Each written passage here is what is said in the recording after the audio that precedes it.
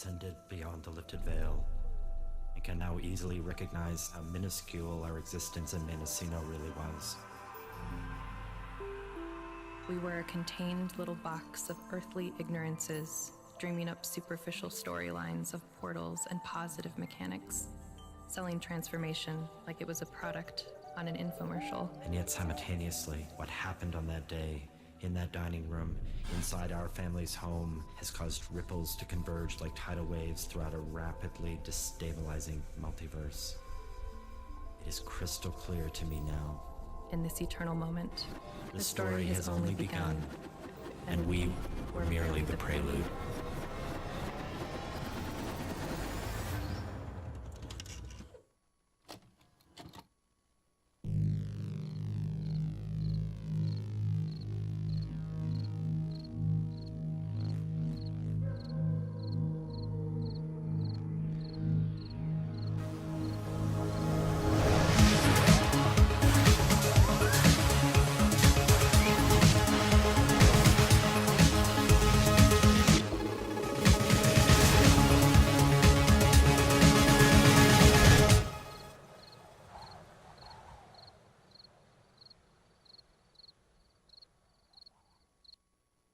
What year were you born?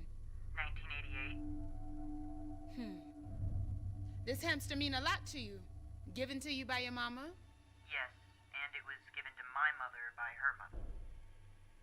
Let me see what the shells have to say.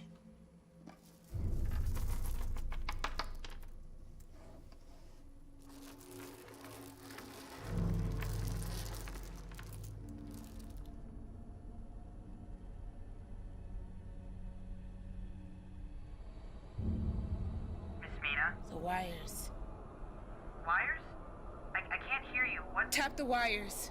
What? Tap the wires. The water won't stop rising until you tap the wires.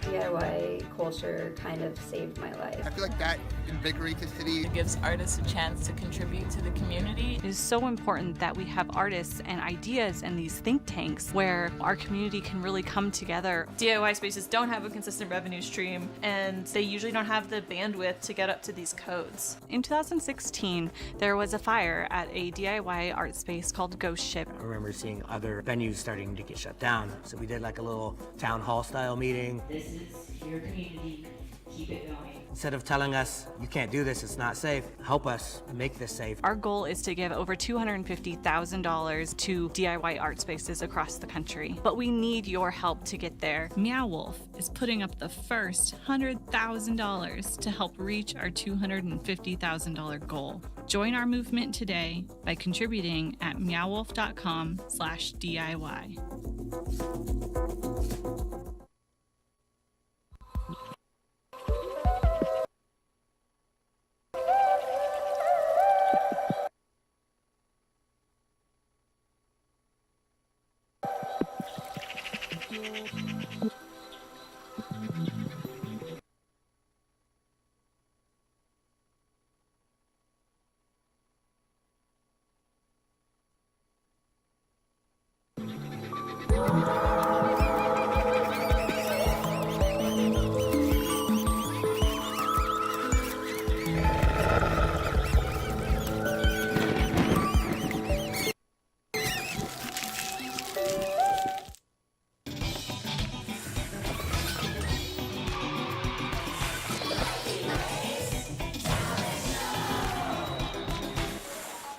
Magic is in the details.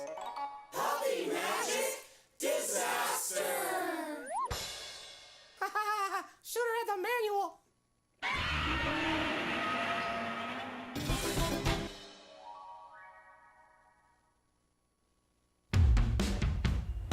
The art world needs to get shaken up a little bit. It's time for us to just be an agitator. We don't know what we're doing, and we don't care. We didn't want rules. Not only is this crazy, but it's possible. This is the new art. It's incredible. Meow Wolf have done something truly unique.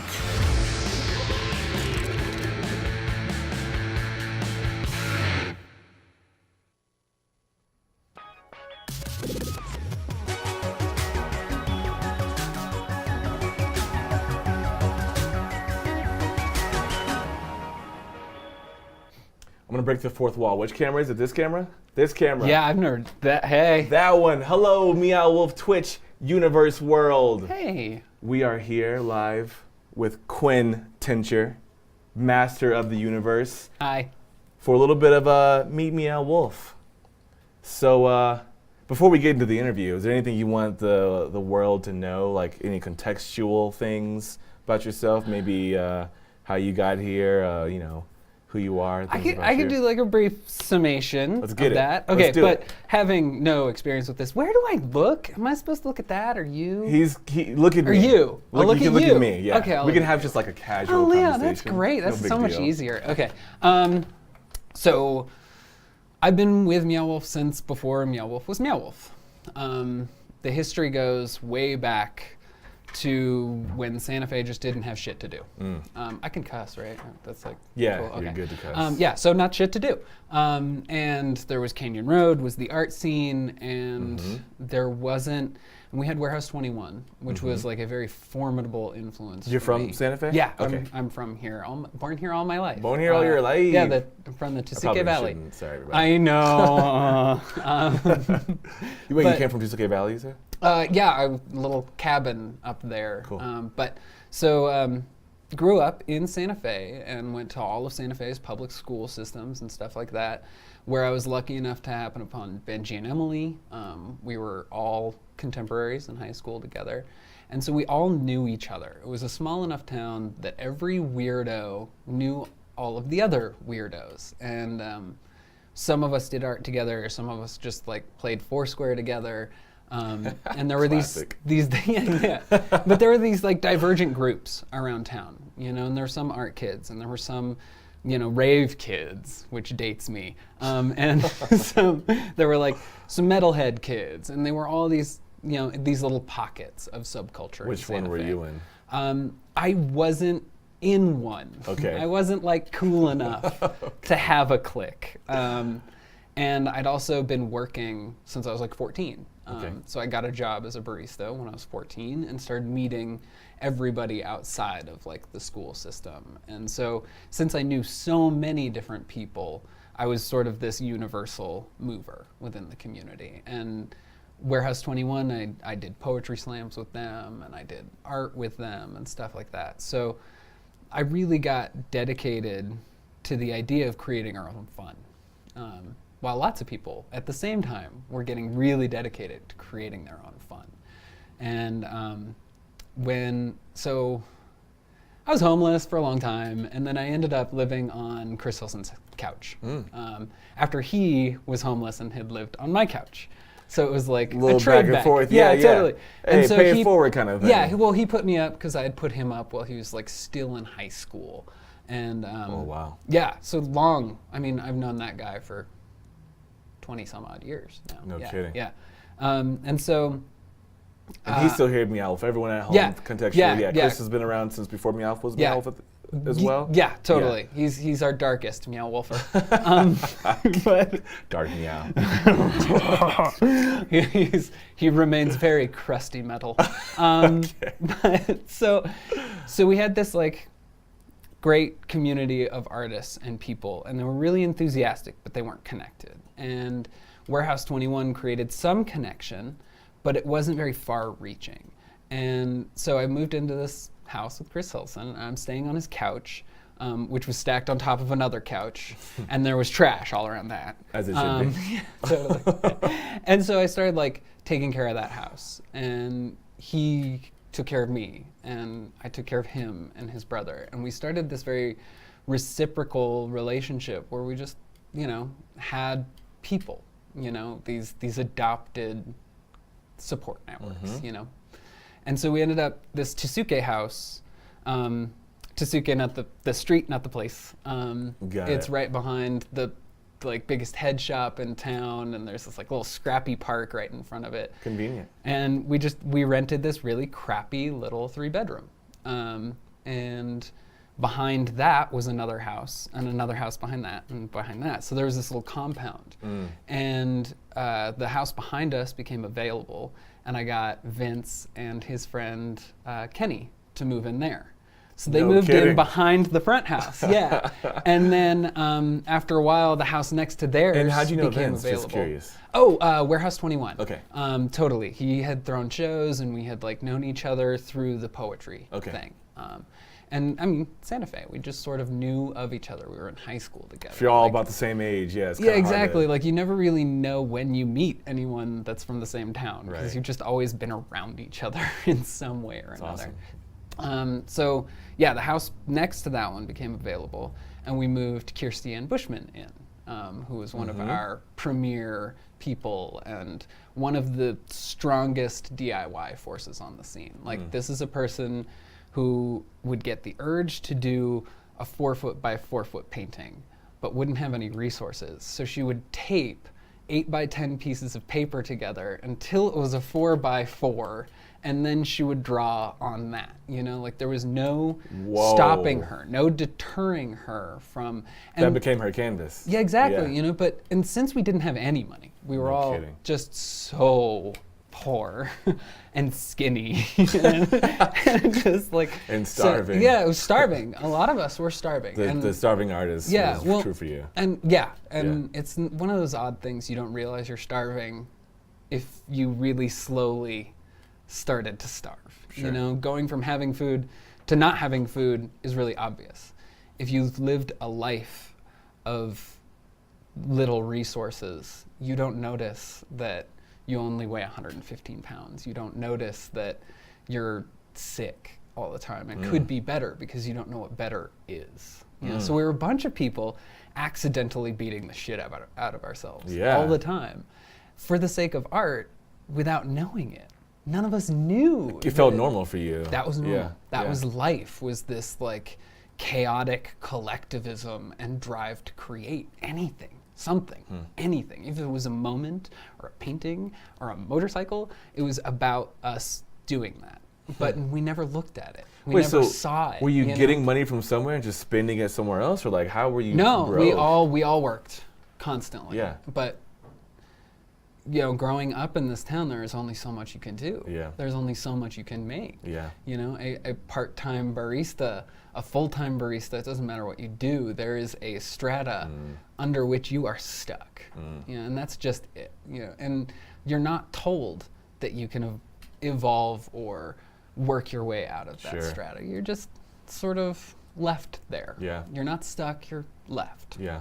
But so all of these people are coming together, and Kirsten Bushman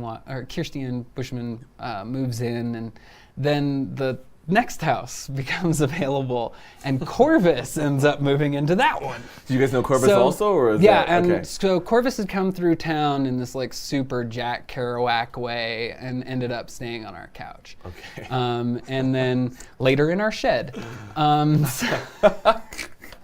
As scrappy artists do. Yeah, totally. But we just created this mode of adopting people. We would see these people traveling, or these people just passionate, and we would take them, and they would be ours. And we had one of our friends at one point, when we were super destitute, and we were all hungry, and we were all sad about it, came to us and collected all of our pocket change. He just went to all of us and asked us for the little that we could give, and came back 2 hours later with whiskey and mussels and bread. And we ate mussels, and we got drunk. And that's when we started to learn how to live. Interesting. We moved from ramen packets, and cheap beer to wine and baguettes and cheese and apples. We found this very romantic way of being destitute. Totally. And we didn't notice. I feel like I've been there before too. You forget to stop and just enjoy some of the little little things. Exactly. You know, like that's what makes life worth living. Yeah. And then so Gabe Freeman, you know, showed us this thing, this little trick for enjoying your life just a little bit more. Yeah. And that became like we were all looking for these things all the time after that. We're looking for ways to easily cook gourmet food or get gourmet food from certain dumpsters or make friends with the people that worked at Trader Joe's so they would give us free stuff. I mean, we just worked Santa Fe's systems in every way we could. And so eventually that grouping of houses became the quadruplex. Okay. And the quadruplex started throwing dance parties. And so we'd have these dance parties in this tiny little dirt lot in between all of our houses. And we were it was pre-Airbnb, it was couch surfing. Yes. And so we'd have couch surfers staying on our porch and, you know, like things got nuts. Like it was a cool scene, but it got fucking wild at like points. Call the police wild? Yeah, Wild yeah, like... okay. So one morning... There's a story. We like stories. I went on tour, embarrassingly, as a slam poet, and came back from this long, extended thing, and my girlfriend drives me back up to our house. All of the doors are open. Oh no. All of the windows are open. Oh no. All of the screens have been pushed out of the windows from the inside. What in the world There's was that? trash leading away from every entrance. It was a trash monster. And in the it house, just like, yeah, it was like the house literally just exploded trash out in every direction. So what happened? I walk through the front door and there are like tiny little girl footprints in red wine on the sidewalk leading away from the house. I'm gonna keep my hunches to myself on this one. So we get into the house and there's just like, there's trash on every single surface. There's like trash all over the floors. There's just Solo cups for days. It was like Can't Hardly Wait exploded and then everyone left. For me, my mind goes to like New Mexican weather, but I feel like that. Nope. Nope. Not this time. So, I walk all the way through the house. There's a record on the turntable spinning. Okay. And it's just spinning up against the end of it. It was the Unicorns, I remember very well. So I look around this place, there's trash everywhere, and there's one clean spot on the table. Okay. And there's a pipe and a lighter sitting next to it. Just like a little loaded pipe and a little lighter and a note that says, "We're sorry." Oh no. I honestly cannot put this together in my head. Like, I don't know. This is the best mystery ever. So I'm like walking around and then like I startle the Portuguese photographer that's sleeping on the porch that I didn't know was there. And like, so it turns out after I just leave. I like walk around the house and I'm just like, you know what? Fuck this. And I go stay somewhere else for the night and come back in the morning. Roommate's still missing. What? No one's come back to the house. Wait, hold on. Sorry, back to the pipe. The pipe was loaded, you said? Okay, so that was like they were like... Like someone was like, oh bro, we're sorry. You're gonna need to smoke this. Yeah, like you're gonna be back, this is gonna be fucked. Okay, sorry, continue. Yeah, so it turns out that they had like one of the largest ragers that the quadruplex had ever seen. Okay. Like it was really going. And the cops had come and told us to shut down parties like lots and lots of times. Sure. And so this was like the final straw. Like we're fucking done with you guys doing this all the time. And so I guess they came to the party in full swing and just opened the doors and walked in. The police did? Uh-huh. And everyone bailed out of the windows. I see. So every single person at the party jumped for a window. Oh my God. And just like tore the house out of each window. But the police can't do that. They can't just walk in your house. They can if they think kids are drinking and they can see them from the window because they were. I see, okay. We were like really breaking the law. They were totally cool.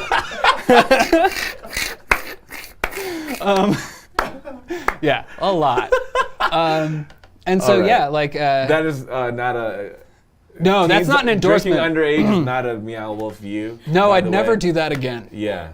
Yeah.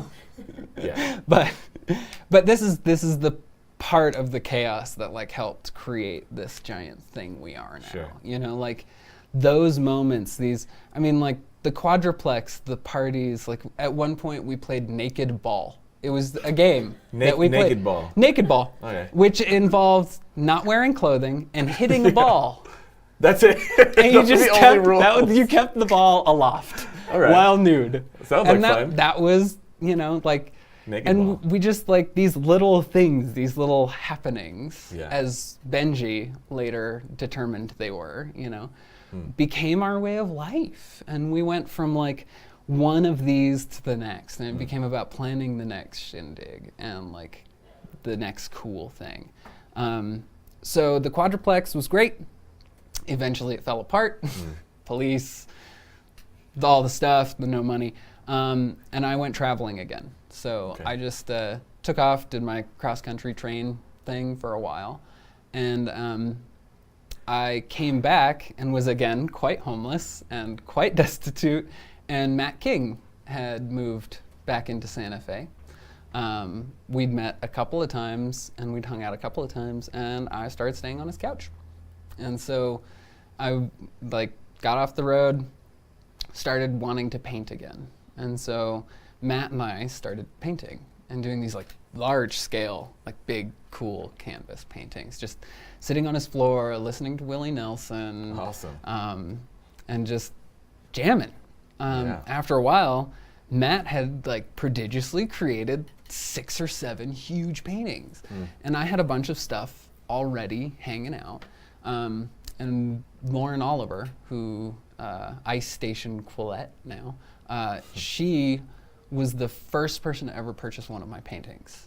She bought it from a coffee shop in town. Nice. But that felt amazing. It was good. Yeah, it was a good show. I sold actually a few things. Nice. And my boss at the Downtown Subscription, an incredible guy. If you can go to the Downtown Subscription, go there, buy coffee, hang out. It is a support great coffee Casey. shop. He's Yeah. wonderful. But so he let me show there, and I actually sold stuff, which I didn't expect to do. A little high five on that Yeah, one. Boom! right? Totally. Yeah. So Lauren, who bought the piece, calls me while I'm all, you know, couch surfing. Yeah. And says, I have a friend, Joe, in Trinidad. He would love to buy one of your pieces. Do you have anything available for us to see? And I said, I actually have a bunch of stuff available. I'm doing a show with my good friend Matt. It goes up on Valentine's Day. Why don't you come to town, bring Joe, we'll show you a good time. It'll be awesome. And I hung up on the phone with her and had been completely fucking lying. There was no show. The paintings weren't done. We had no gallery. We had nothing. How old were you at this time? Oh God, this was the very first moment of Meow Wolf. So Okay. I'm so shitty at time. I was maybe 22, 3. Okay. So good. Yeah, total luck. Just like, yeah, it's going up, it'll be great, you know? And so I thought about it, and you know, I knew that the next step was just coming up with a place to show. Yeah. And I was thinking I'd like probably contact Casey or one of my coffee shop friends and do something like that. But then I remembered the Quadruplex and Vince and Warehouse 21, and I just started thinking about doing a Warehouse 21 style show. We hadn't done one for years. Which means what? Like just putting up stuff in a shitty old warehouse and having people come and eat Albertsons cheese and like, you know, like just a shitty punk rock show. Yeah. Cool. We loved them and we hadn't done it in so long. So Vince was actually my first call. And how come it was Vince? He was that guy. Well, I mean, we'd had a really like, he and I had this very productive relationship, you know, and we like were, I don't know, just contemporaries at that point. You know, we just really I thought of him as very capable. Yeah. And I also knew that there were still those people from the Quadruplex, and he was my way of contacting them most easily. All right, because you've been out of town for a long time. Yeah, totally. Yeah, I'd been traveling. And so like Vince was the call to get back to the Quadruplex kids. And it was the day he was sitting on the street next to Ramblin'. It was that moment when he was thinking of the next thing.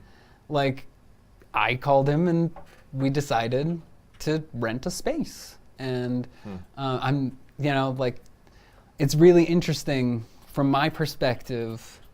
I see it as like I made this call and then we had this gallery show, but from each person had this very complicated motivation that ended in this point where they wanted the same thing. And Vince, through all of the chaos and stuff that he'd been doing, had reached that same moment. So from his perspective, I doubt that he sees much of my influence, but from my perspective, I don't see as, so it's an interesting thing. Totally.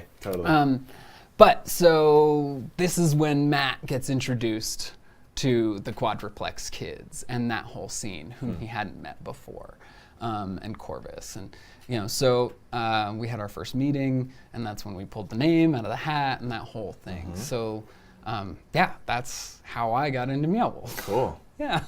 That was great. That's really interesting. A big old deception.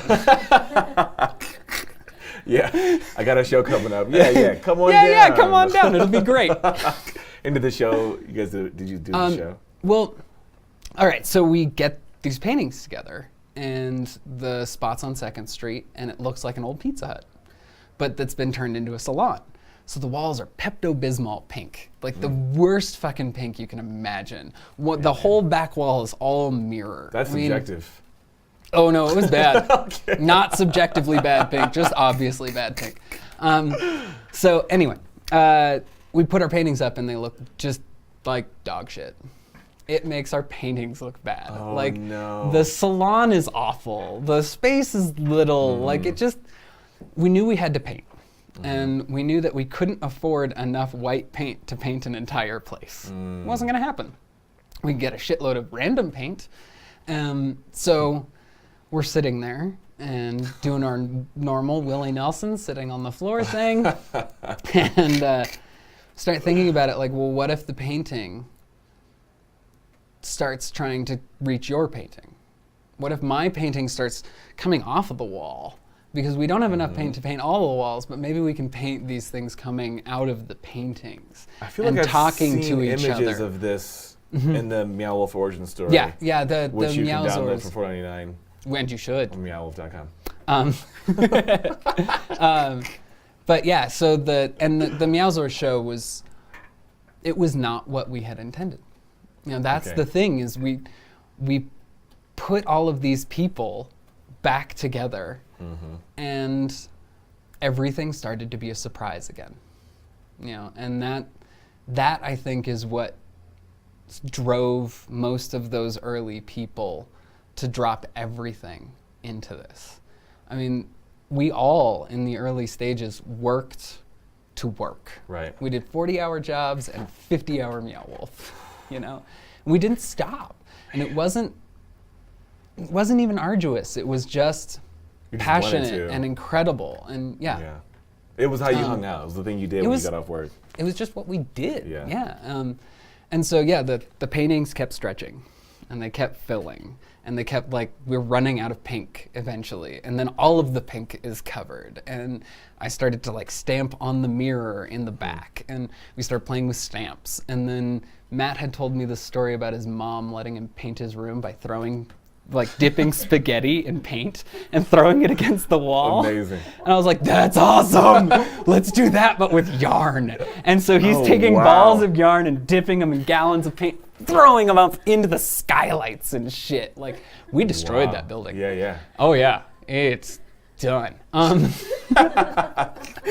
But this thing that grew out of that primordial just allowance of energy. We all had a ton of extra energy, and we put it into this one little thing in this one little room, and it became like plasma, and it became this potential, and this potential was this seed. And by the time we were done painting, we didn't realize that we hadn't stopped for 2 weeks. We just been non-stop, and the final thing we did was paint the floor completely all the way up to the doorway. And so we end up on the very last day painting our way to the doorway, and then we can't go back inside. and we're all high on paint. At this point, we are wasted.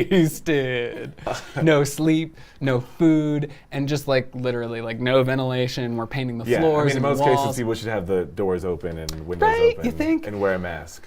For people at home. Please wear personal protective equipment. Yes. PPE. PPE is super vital. And though this is romantic and sort of punk rock, I'm not advocating that people do this sort of thing. Of course. But this is just your origin story. Yeah, totally, right? Yeah. And so we finish and we step out this door and realize that we have a radio interview. Like then.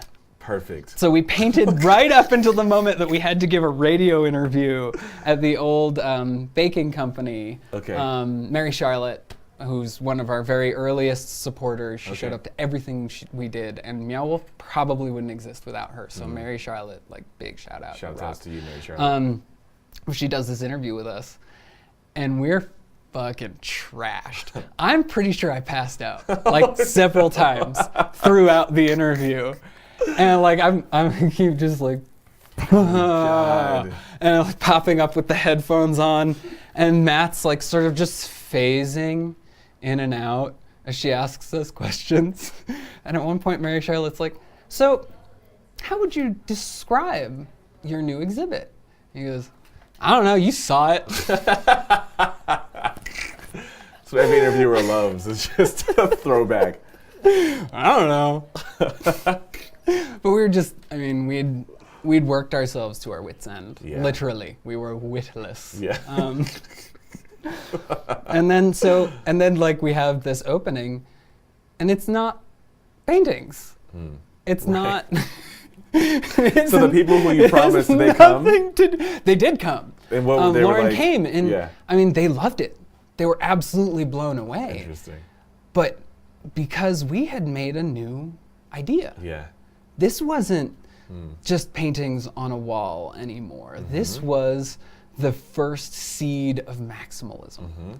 This was keep adding, floor, ceiling, inside of the skylights. We'll paint the doorknobs. I don't give a fuck. You know, and that became probably the most addicting process of my entire life.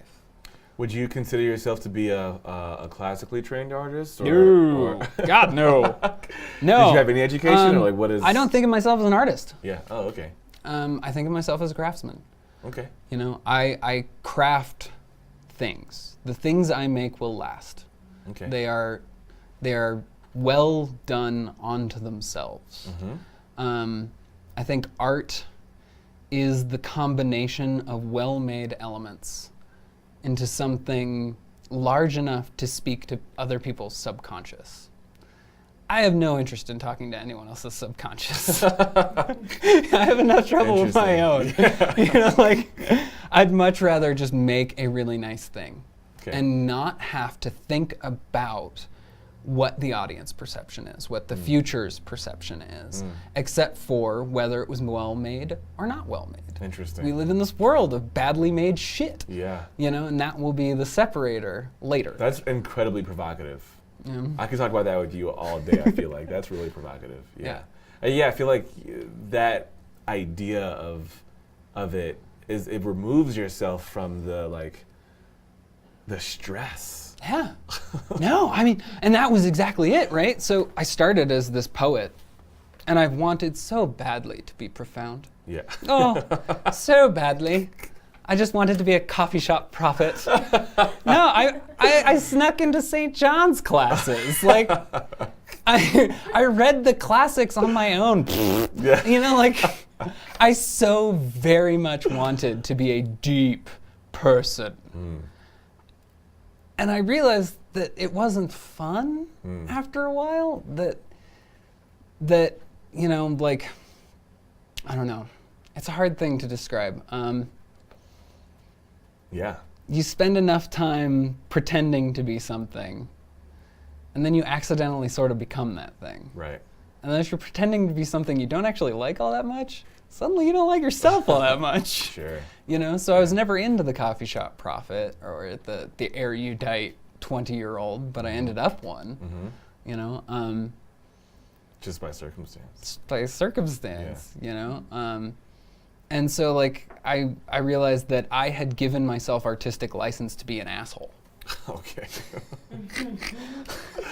I'm so thoughtful. Yeah, totally. I've got an opinion about that. Yes, I'm so deep. Come look at my well-organized room. I'm 26 and I have advice. Yeah, totally. Really, I'm just trying to sleep with girls. But, yeah. You know, and when I peeled back my motivations, when I started to actually be a happy person, I realized that being an artist made me sad. Yeah.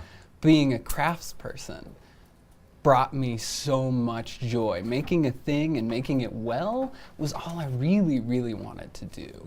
You know, if you stop trying to make art and start looking at everything like it's a puzzle, then you accidentally make art puzzles. Sure. You know?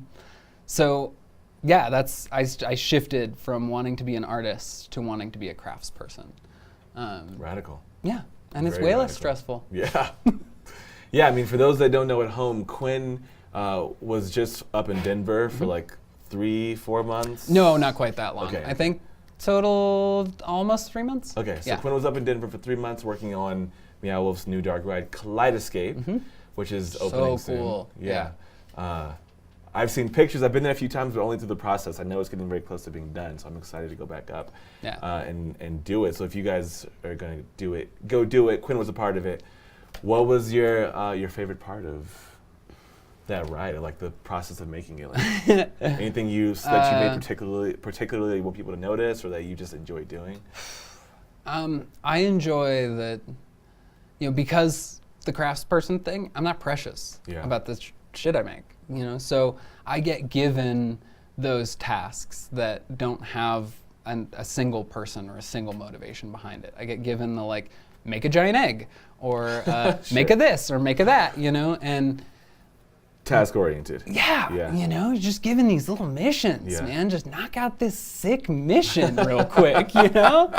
And so that, like, these moments of accomplishing each of these missions, and then that last week, I walked around and saw my thumbprint everywhere. You know, I walked through this thing and I get to see more than my well-made thing. I get to see my well-made thing dancing in this ocean of incredible fucking ideas. You know, this collaboration that is so much bigger than any single part of itself. You know, that was my favorite thing, was being really pleasantly surprised. Awesome. You know, and I have, you know, this odd feeling that the whole thing's just gonna like fold in on itself like a TARDIS. And just like it'll just crash. I was thinking like it'd be great if people rode the ride, but then just didn't come back. But everyone was fine with it. Like nobody even talks about it. Just like they're just gone now. It's fine. Yeah, they went to the. Was it the donut, Cosmo donut? Yeah, the cosmic donut. Yeah. The donut Ouroboros or Doraboronet. Doraboronet. Yeah, they're there now and everything's fine. It's a state of happiness all the time. And then the other like most favorite part is that I got to stay the entire time with Chris Hilson and Matt King. We all lived in the house together. And when Meow Wolf started, we all lived in a house together. In the first few years of it, we were all together. And so it was both incredible and weird to travel 10 years back in time. You know, and all of a sudden be with these people doing the things we used to do, you know, and it was a little unreal, and it made the whole experience ephemeral in a way, you know, like Neverland. It's beautiful. Yeah. I can see you there. The awes in the room. Is there anything you like have or ever wanted to say to like young and up and coming artists? I mean, obviously you're young yourself, so don't tell me too much, but.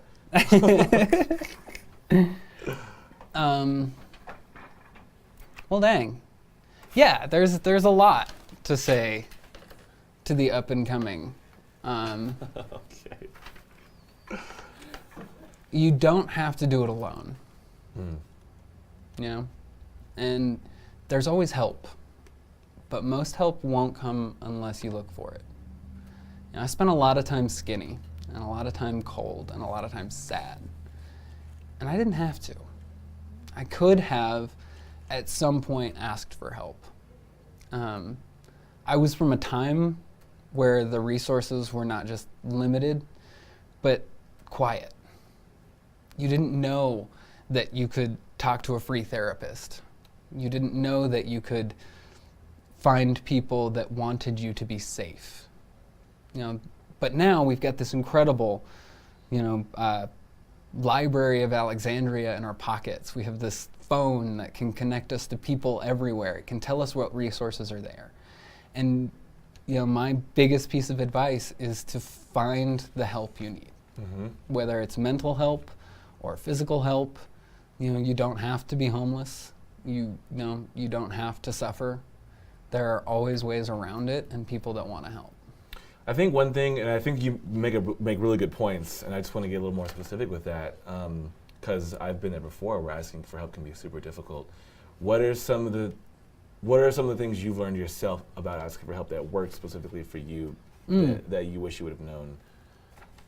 Or maybe you did know, but how do you ask for help? Well, the first step is caring enough about yourself to realize you need it. I spent a lot of time not caring enough about myself or even loving myself.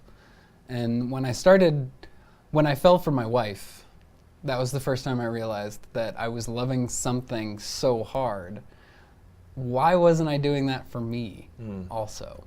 And so I'd say the first step is to find those things about yourself that you love, whether they're big or little, and concentrate there. And do the things to foster those little flames inside of you. And once that little ember is glowing, use that light. And other people will see it. Cool.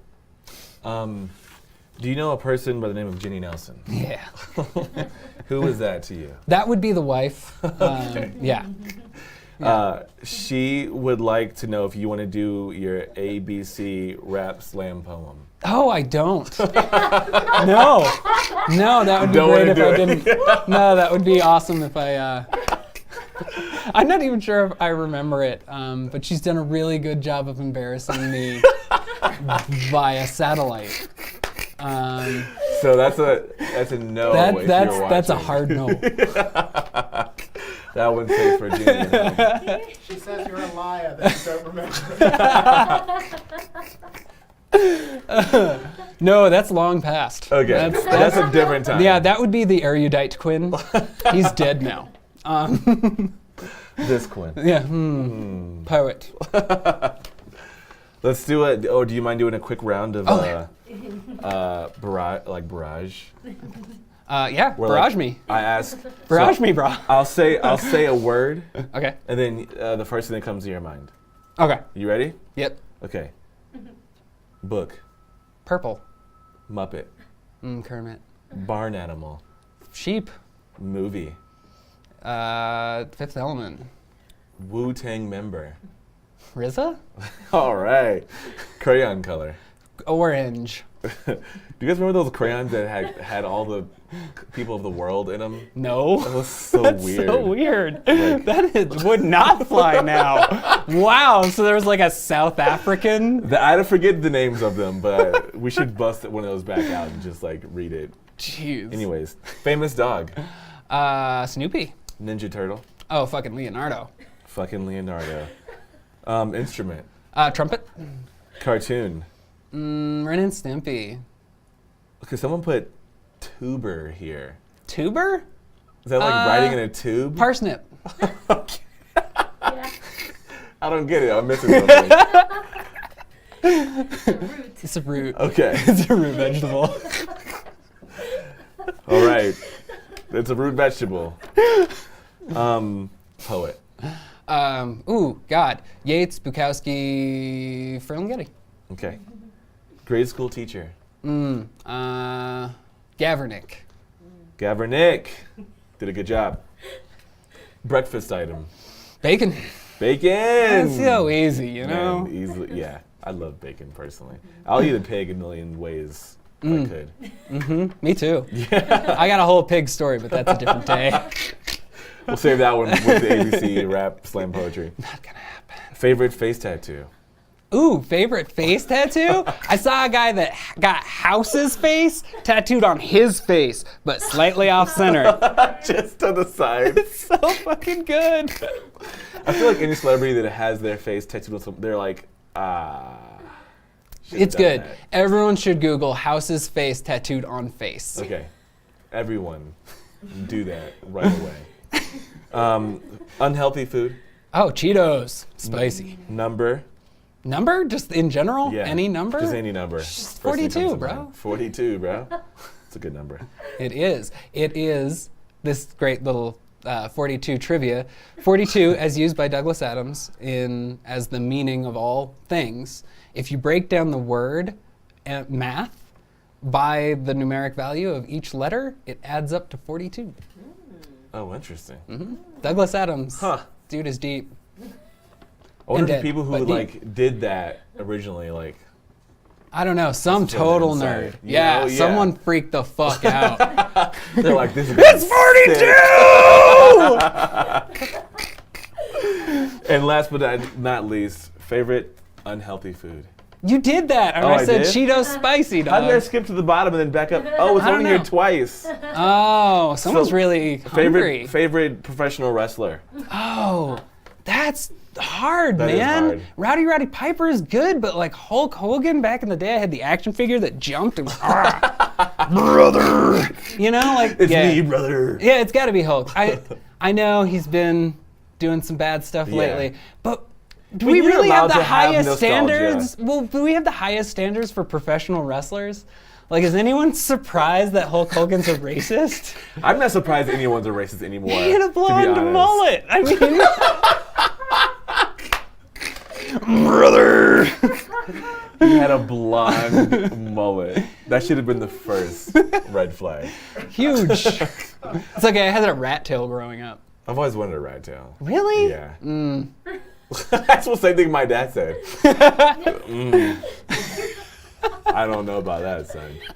But anyways, that wraps up today's episode of Meet Meow with Quinn this Tincher. was fun. Thanks for coming. I wish I had a mic so I could slam it on the ground and just run out. You can slam the air mic. Air mic has been slammed. Whoa! Yeah.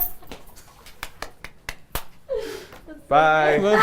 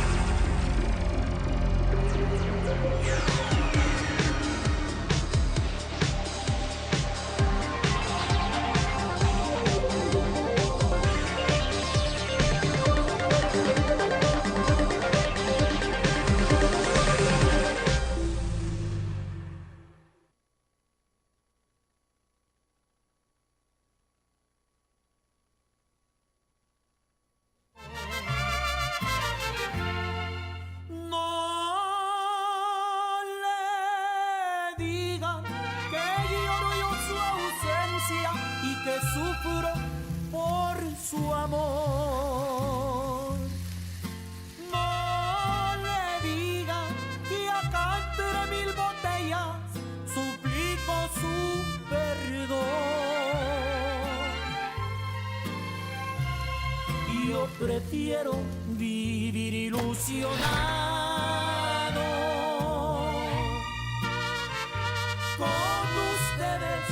estas copas de licor.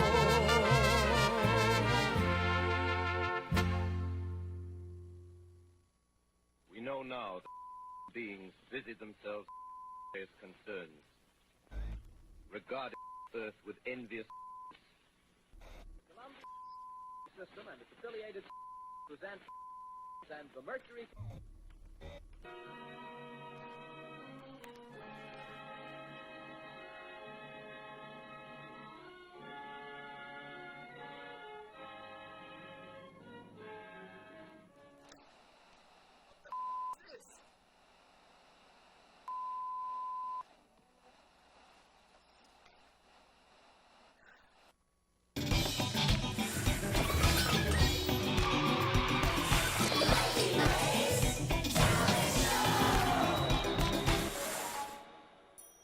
There's really no such thing as too much bling.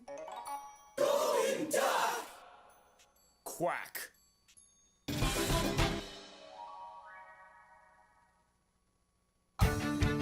DIY culture kind of saved my life. I feel like that invigorates the city. It gives artists a chance to contribute to the community. It is so important that we have artists and ideas and these think tanks where our community can really come together. DIY spaces don't have a consistent revenue stream, and they usually don't have the bandwidth to get up to these codes. In 2016, there was a fire at a DIY art space called Ghost Ship. I remember seeing other venues starting to get shut down, so we did like a little town hall style meeting. This is your community. Keep it going. Instead of telling us, you can't do this, it's not safe, help us make this safe. Our goal is to give over $250,000 to DIY art spaces across the country, but we need your help to get there. Meow Wolf is putting up the first $100,000 to help reach our $250,000 goal. Join our movement today by contributing at meowwolf.com/DIY.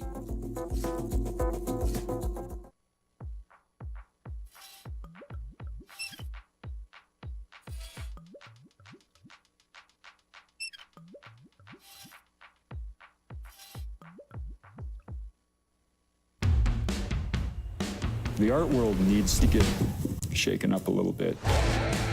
It's time for us to just be an agitator. We don't know what we're doing, and we don't care. We didn't want rules. Not only is this crazy, but it's possible. This is the new art. It's incredible. Meow Wolf have done something truly unique.